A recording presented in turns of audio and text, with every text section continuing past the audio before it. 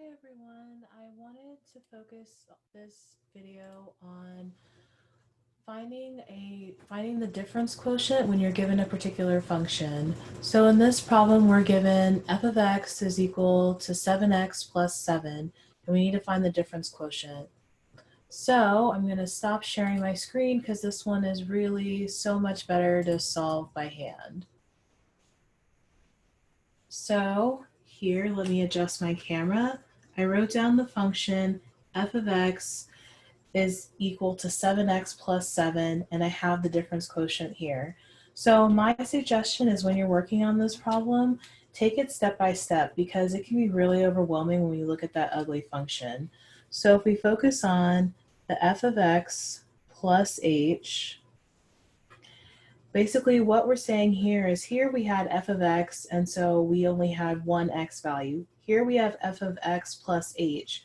So basically from this given function, everywhere that we see an x value, we need to put x plus h. All right, so this becomes our new function, but we can't leave it like that. We need to get it in as simplest terms as possible. So we need to distribute the 7 to the x and the 7 to the h. And we're going to get 7x plus 7h plus 7. And we can't get any more simplified than that. So the next one is minus f of x. So again, f of x is just putting an x wherever we see x. So it's the exact same thing that we have on top. So here we need to do this value because this is f of x plus h minus this value. So f of x plus h minus f of x is equal to 7x plus 7h plus 7 minus, I highly encourage you to put f of x in parentheses because it's really important to know that the whole f of x is subtracted.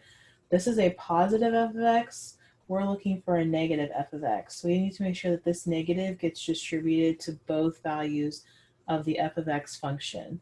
So then this becomes 7x plus 7h plus 7 minus 7x minus 7.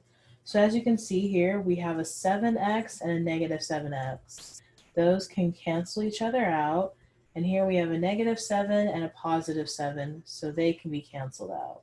So here we're left with 7h. Now the last part of the difference quotient is the h on the bottom. So we have f of x plus h minus f of x all over h.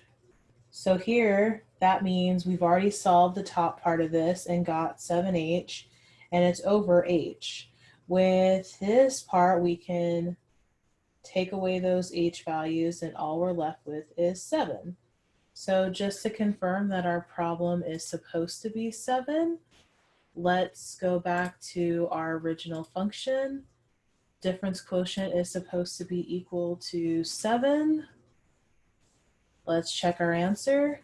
That is correct. So if you guys have any questions on this, I highly encourage you to ask.